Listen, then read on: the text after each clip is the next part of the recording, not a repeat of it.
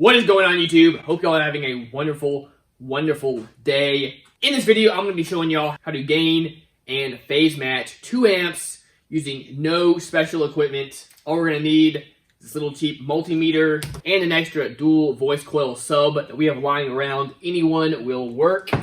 Let's get into it.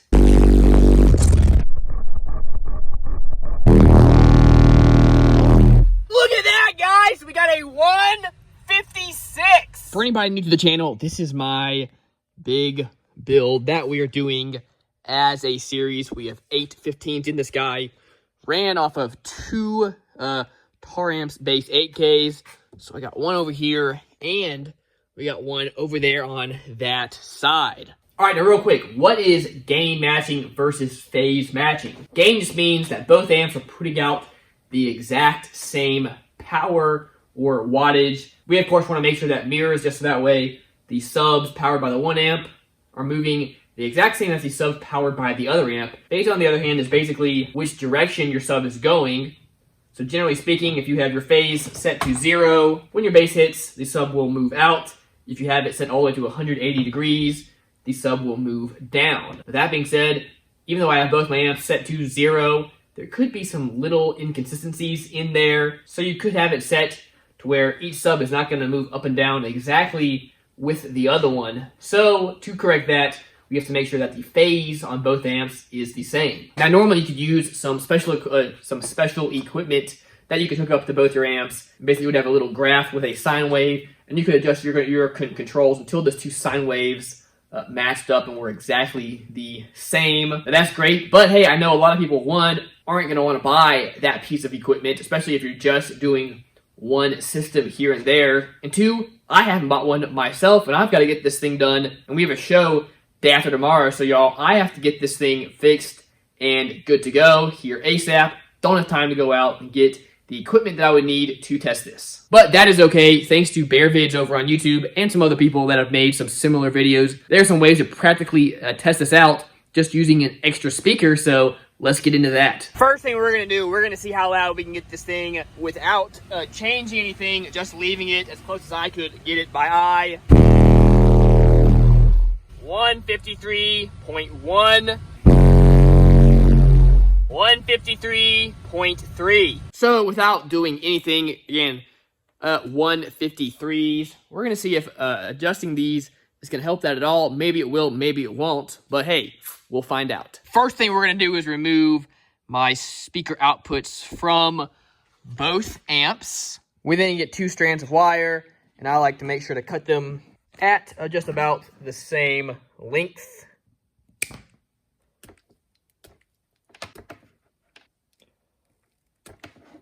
Next, I'm going to hook this sub up. This pair running this amp, that pair running to that amp, and of course, positive to positive, negative to negative to start out with on both sides. It has 4 controls over here. I'm going to set gain to right about half, and that seems to be close to where it works out best with my head unit and all that. We're going to set subsonic filter to as low as we can possibly set it. We're going to set my low pass filter to as high as we can possibly set it. We will be controlling those with the head unit, so don't need it. If we have a bass boost, guys, we're going to turn the bass boost all the way off and turn the bass boost frequency all the way down. Now, if your amp has a phase level adjuster, you want to turn that all the way to 0. These tar amps do not. We're going to go to this side, make sure all the controls are set the exact same way. We're going to turn on the car, turn up my bass knob enough. We're going to play 40 hertz test tone. Now, you can get a test tone from YouTube or wherever. You don't have to have an app. But we're going to turn it up loud enough just to make sure that that sub is moving, which it is. Next up, we have our multimeter. Now, normally you'd have it over here on DC volts, but we're going to turn it to this side to AC volts. Now that my multimeter is set, we're going to put the negative and the positive in there, and we're going to read the voltage. You can see we have 3.7 AC volts. We're then going to come to the other side, the exact same thing here. You can see we've got 3.8 AC volts. So I came back to this side, so I'm going to turn this up until I get to 3.8 AC volts on this amp as well. Adjusted it again. So now it says 3.8, so both sides should be pretty close. All right, that is the multimeter method. Now that does get you pretty close, and for many cases, guys, that may be just fine. But one, does not exactly get you perfect, and two, if you are out of phase, it will not tell you that. Now, as I mentioned, these amps don't have a phase control, so not a whole lot I can do about adjusting for phase, but we're going to see how close we can get it regardless. You could have done test one without running this sub. You could have left it on the old wires, but I like to do that just to make sure I know everything is good. It's out where I can see it. So for the next test, we're going to do the sub test. Now we've hooked it up first. We verify that it works fine. We have positive going to positive, negative going to negative. So for this next test, we're going to go to one side. We're going to leave one side positive to positive, negative to negative. But on this other side, we are going to swap them to where it's negative to positive and then positive to negative. Now, this is an old burnt up coil that I have, but it'll work great for a demonstration. Now the way a dual voice coil sub works is, of course, you have each of your coils on each side, and they both run to a coil that runs around your former. Now, they run on two completely separate coils. They are not connected or touching, and that is why if you have one bad coil, you can still hook up your other coil that's good, and the sub will still perform fine. You'll just basically have half the power rating. So when we hook up one coil and we have positive to positive, negative to negative, when you play the sub, it's going to move like this. If you were to swap the terminals, it would move in the exact opposite direction. So by us having one coil positive to positive, negative to negative, then having the other coil positive to negative and negative to positive, basically what we are going to be doing is we are going to be equaling out the power going to this in each way. Now what this test means is that if we have the exact same amount of power running to this coil, forcing it that way, and then we have the exact same amount of power as we have on this side of the coil with the power, with them switched, the power is forcing it this way.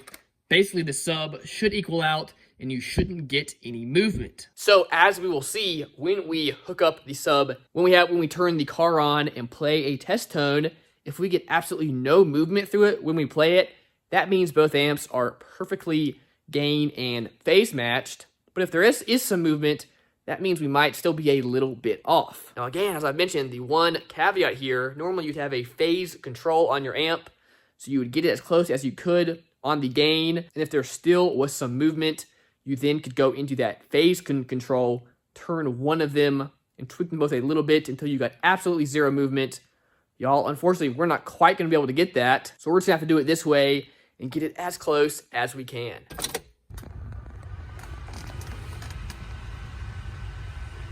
Alright, must have done a pretty good job, because you can see this is not moving at all. Just to test this theory, I'm going to go over here to my gain. I'm going to turn it up. So when I turn it up on the one side, you can see it's moving. That just means that this side of the gain is overpowering that. Okay, so I turned this down, turned it down a little bit too much, got to where it's silent, and then it started moving a little bit again. So that means this side is now underpowering it. So we're just going to turn it back up a tad until we don't feel any movement. Okay, I got it down to where I had it to where when I put my finger on here and over here, I could feel almost no movement. And I got it to where I could fine tune it to where when I turn a little bit, I'd feel it moving the other way, feel it slow down, and then start to speed up. So I was able to fine tune it just perfectly. I then got my multimeter, tested both sides again, and they were spot on. So what that means is this worked. Now I was able to get it super close. Doesn't feel perfectly perfect. In my opinion, what that probably means is there is a teeny bit of phasing issue going on. Now again, if you have a little nicer amp, it'll have a phase adjustment on it. This one doesn't. But guys, if it did, all you would do would then be to go to each amp, turn the phase knobs just a hair bit until you got that movement to totally go away. All right, a couple things to mention. Couple things to note before you do this. One, you want to make sure you have really low power running to the sub while doing this. If you have too much power, even if the terminals are flipped and the sub may not be moving a lot, so it may not look like there's much power going to it, there really could be, and you could burn up your sub because the power is still running to it. Those coils are still getting hot if there's a lot of power going to it, even if you don't see a lot of movement. 2, make sure not to touch your terminals while you have a test tone running through your terminals. You can get burned or shocked, guys, so just be really careful doing that, especially if you have it turned up. 3, make sure to only connect and disconnect wires with your cars and the amps totally turned off. I have fried an amp before because I went to unplug it while it was still on.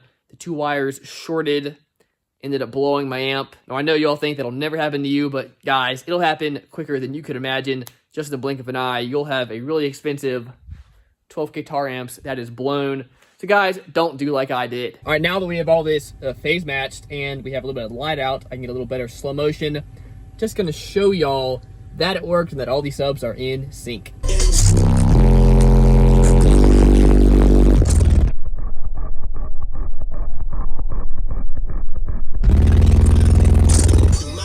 It is now after the show, but it's time to try the dB meter again, see if we can squeeze anything else out of it, or if we're just gonna be stuck at the 153.3, we'll see. All right, we've got everything set, everything on. We're gonna be trying 45 hertz, because that's what I got the best at last time.